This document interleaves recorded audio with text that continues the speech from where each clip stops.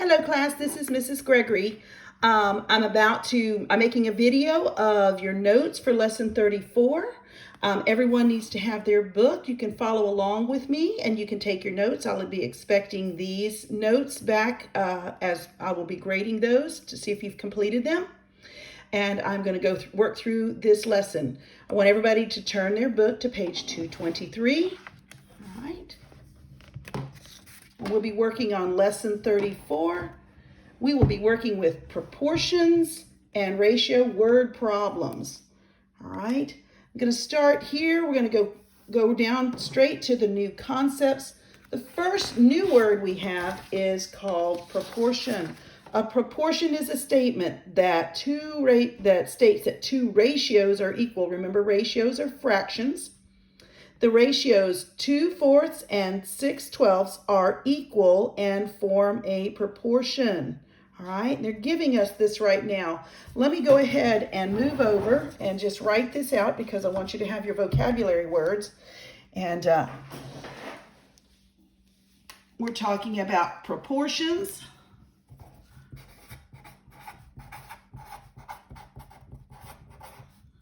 And then we'll do ratio word problems. But right now, I want us to understand that a proportion is a statement that says that two ratios are equal. Okay, right now, and they gave us an example, and they said 2/4 is equal to 6/12. All right, at this point, they're telling us that we know that we can determine if these two are equal as if they reduce to the same fraction. And if I reduce 2/4, divide by 2, I will end up with 1/2. That's the reduced form of 2/4. And the same thing with 6/12. If I reduce 6/12, it will also equal 1/2. Therefore, I know that this is a proportion because they reduce to the same fraction.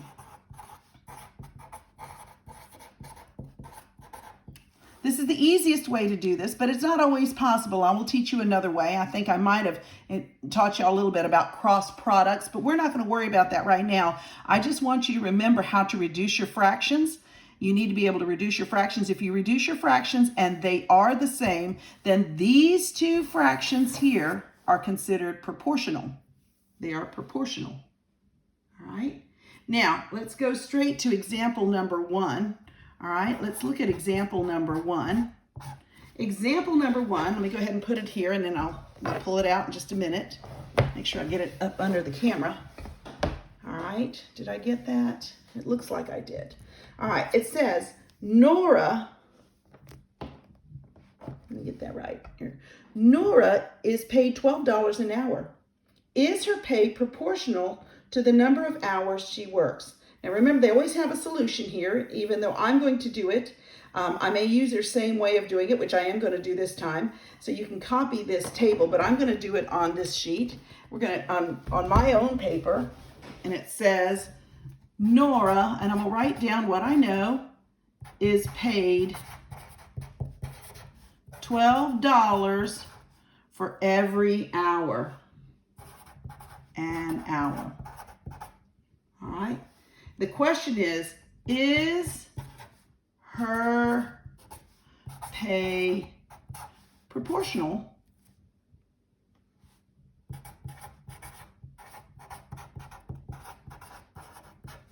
to the hours she works? All right, there you go. Is her pay proportional to her hours? All right, is her pay proportional to her hours? This is a way of saying, is her pay over hours? Okay, I want you to see that that kind of makes a fraction, okay? Pay proportional to hours. Now they said, and I don't find this to be a bad idea, is to make a little chart here. I'm going to see if I can do it right. You know how I am. All right. Now, if she works 1 hour, right, she makes $12. I'm not going to put the other ones. Then at 2 hours, we know that 2 times 12 is $24. If she works 3 hours, then she's going to make $36 and so forth. And it doesn't seem like it's going to change. And so I'm going to say 4 hours, they have that in here, is equal to, she's going to make $48. Now here's the question. Pay per hours. Is her pay proportional to her hours? So in her first hour, we're going to make a fraction, 12 over 1. $12 over 1 hour. All right? Is it equal to 24 over 2 hours? Is that equal to 36 over 3? And I'm going to stop there because I've run out of room, and I got to make sure I get this all in the picture and everybody can see it because I have a tendency to come out of the camera. All right, but what you need to do at this point is reduce. Well, we can't reduce 12 over 1. It's going to stay 12 over 1. All right, but if you notice, 24 is divisible by 12. All right, divisible by 2, and so is 2 divisible by 2. Let's reduce it, and it becomes 12 over 1. And the same thing here. 36 and 3 are reducible. We can divide by 3, and it becomes a 12 over 1. Since all 3 of these fractions of pay over hours for 3 different, and we could have done the same here, 48 over 4 would have reduced also to 12 over 1. Since all these fractions reduce to the same fraction, then yes. All right, her pay is proportional to her hours. This is the proof. You got to show me the work. And the answer is yes. You can't just leave the work there. You got to give me a yes or no because that's the question. Is it proportional? And that's example 1. All right. If you need further instruction or need more, go back to your book. Remember, the solution again is in your book. Your books are great resources, right? And notice when they answer it, they say Nora's pay is proportional. So they're looking for a yes or a no or is not. So make sure that you're understanding the question and that you actually answer the question. All right? All right. Let's go on to example number, let me move this. Let's go on to example number 2. Okay? Hopefully we can see this. It says Nelson has a paper route. If he works by himself, the job takes 60 minutes. If he splits the route with a friend, it takes 30 minutes. If 2 friends help, the job takes 20 minutes. Is the amount of time it takes to complete the route proportional, notice time, proportional to the number of people working? All right, there's my fraction. All right, I'm going to read it one more time because, as you know, you should read every problem twice. Some of you need to go 3 and 4 times, all right, because sometimes we don't understand. Sometimes we need to make a picture. All right, but I'm going to go ahead and tell you, just reread it. Nelson has a paper route.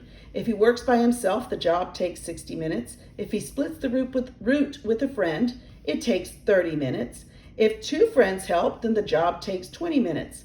Is the amount of time it takes to complete the route proportional to the number of people working? Of course, they have a solution on there, and I'm going to go ahead and I'm going to use their same work here, but I'm going to put it on my own sheet of paper.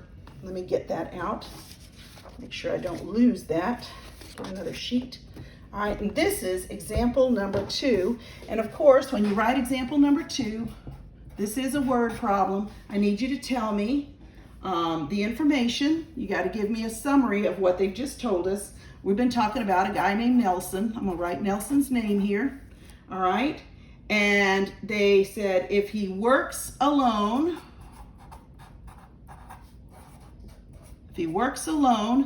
then it takes 60 minutes. Then 60 minutes are needed.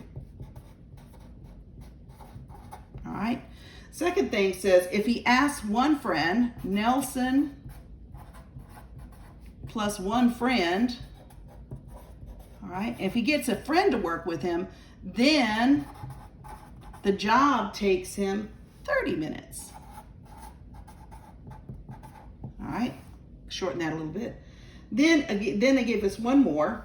If Nelson, put my L there, plus 2 friends, then the job takes 20 minutes. All right. This is just a short idea of what they did now, of what the information they gave us. Then here's the question. Is the amount of time, I'm just going to shorten it, proportional to the number of people working? The number of people working. Sometimes you gotta, and this is just a shortened version of the same question, because they said, is the amount of time it takes to complete the route proportional to the number of people working? Now, what I want you to notice though is it's time proportional to number of people. So if I set up a little graph here, or not a graph, but a table, right? And the first one says, if he works alone, so I got the number of people here. And I'm gonna tell you, and then time is in minutes, all right? And then I'm gonna write out my fraction, I believe. And my fraction is going to be time over people. So the time with one person is 60 minutes. The time with 2 people is 30 minutes. And the time with 3 people, in this case, was 20 minutes. So we want to have our fraction as time over people. All right. I know that mine's not very pretty, but the time is 60 minutes with 1 person, 30 minutes with 2 people, and then 20 minutes with 3 people. My question is, does this fraction equal this fraction equal this fraction? So what I need to do is reduce all the fractions. So when I reduce it, I'm gonna just put reduced here, reduced fraction. All right, I'm just gonna reduce it. 60 over 1 cannot be reduced. No. 30 over 2 can be divided by 2, divide by 2. We end up with 15 over 1. And then, by the way, we divide this by 3, we divide this by 3. We're going to end up with a weird number. And by the way, 20 divided by 3, let's see, 6. And we're going to end up with a weird number, 6 over 1, 6 something over 1, 18, 6 2/3, I think. Yeah, it'll end up being 6 2/3 over 1, which makes no sense because it's a fraction on top of a fraction. But what I wanted you to see is that this does not equal this, does not equal this. So they are all unequal. All right? The time is not. Time, and here's my answer, time is not. I'll put no. Time is not proportional. Time is not proportional to number of people.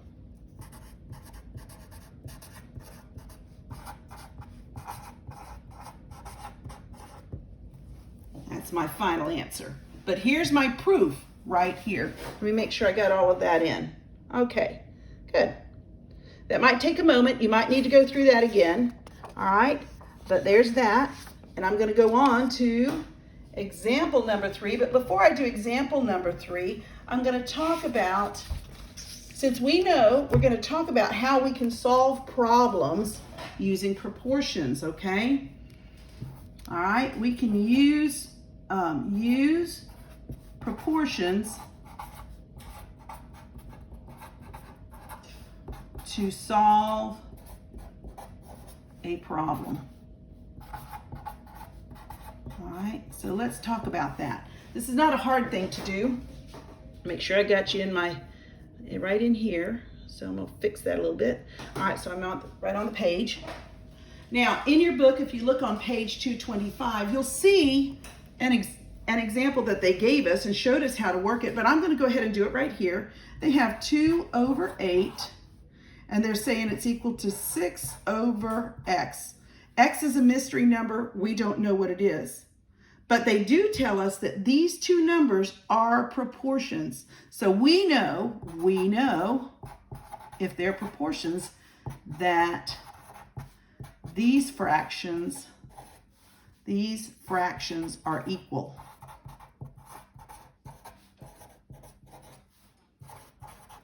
Okay, this is important. And if they're equal, then I can make some assumptions. I can say, well, if I look at this, I can see that it takes, to get from here to here, all I have to do is multiply by 3. Multiply by 3. 2 times 3 is 6. So for me to find x times 3, I end up with x is equal to 8 times 3, which is equal to 24. And when I look at my fractions, 2 over 8, does it equal 6 over 24?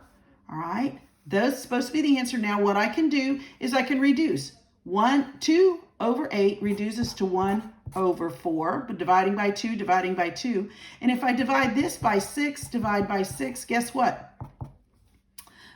This also reduces to 1 over 4. So they are proportional, so therefore x is equal to 24. That's my final answer. And I found it because I was able to go 2 to 6 is just a multiplication of 3, and then I'm just going to multiply 8 times 3 to get this, to find my mystery number x. All right, hopefully that makes sense to you. All right, but that's not the example, but that is what I wanted you to see. They give you a little bit more instruction in your book, but I wanted you to see that. All right, let's go ahead and go on to example number 3, and we'll do it again, but this time we have another. All right, so let's go to example number 3. All right, example number 3 says to solve 24 over m is equal to 8 over 5. All right, so this time m is our mystery number. And what I want to do is see what is the relationship between 8 and 24. If you notice, 24 is a multiple of 8. All I had to do is go this way, and I multiplied that by 3. Well, it turns out if I multiply 5 times 3, multiply it by 3, then I can find that m is equal to 5 times 3, which is equal to 15. Now, I know this feels strange, but I'm going to go ahead and say that 24 over 15 is equal to 8 over 5. And if I reduce 24 over 15, right, if I reduce it and divide by 3, guess what? I end up with an 8 over 5. So there's my proof. I've checked my answer. M is equal to 15. All right. I've got one more example, and it's our ratio word problem. So I'm going to go ahead and put the book up here again. We're going to read this problem together. All right. It says the ratio, for example 4, the ratio of boys to girls in the class is 3 to 4. Now, if there are 12 girls, how many boys are there? Okay, I'm going to go ahead and read that again. It says the ratio of boys to girls in the class is 3 to 4. If there are 12 girls, how many boys are there? All right, now I've noticed that they're using this little box, and you can use it also, but I'm going to go straight to the fractions because that makes sense to me. All right.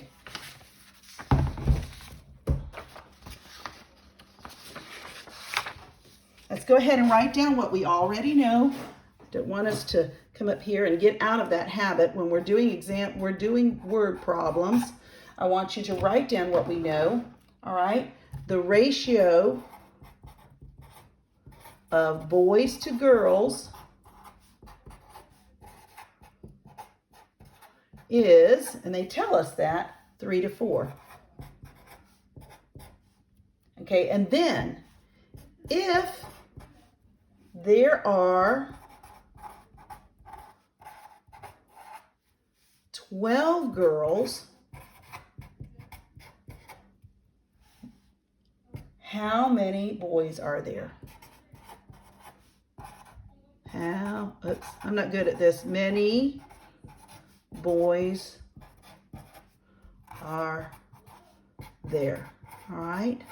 Now they tell us that the ratio is 3 to 4. So my ratio is 3 to 4, and I'm going to go ahead and put boys over girls, just so that we keep this straight, okay, and we're not getting them mixed up. But in this case, it says now, since there's so many girls, all right, and that's the reason why I wrote this down, because I almost put 12 up here. I want to put 12 here. Our mystery is how many boys are there, and I'm going to call it B. All right. So I want to know how many boys are there. This is the ratio that we have. So what I want to do is I want to say, well, what is my relationship between 4 and 12 in this problem? And it's, again, we're going to multiply by 3. They seem to like this number. And since all I had to do was multiply the bottom by 3, all I have to do to find B technically is also multiply that by 3. So B technically is equal to 3 times 3. So B is equal to 9. Therefore, there are 9 boys in the class. All right, so the answer is 9. Hopefully that makes sense to you. All right, there's a couple of problems. I want you to do practice set, page 226, A through J. That's your next assignment. I need you to do those problems, and the next video I make will be the solution to the practice set A through J. But please do the problems before. Do the problems before. So the practice set, I'm just going to write it here. Oops, set on page 226. And we're doing A through J. I know that's written in your work packet, but I just wanted to write it here just in case, okay? All right. Y'all, good luck.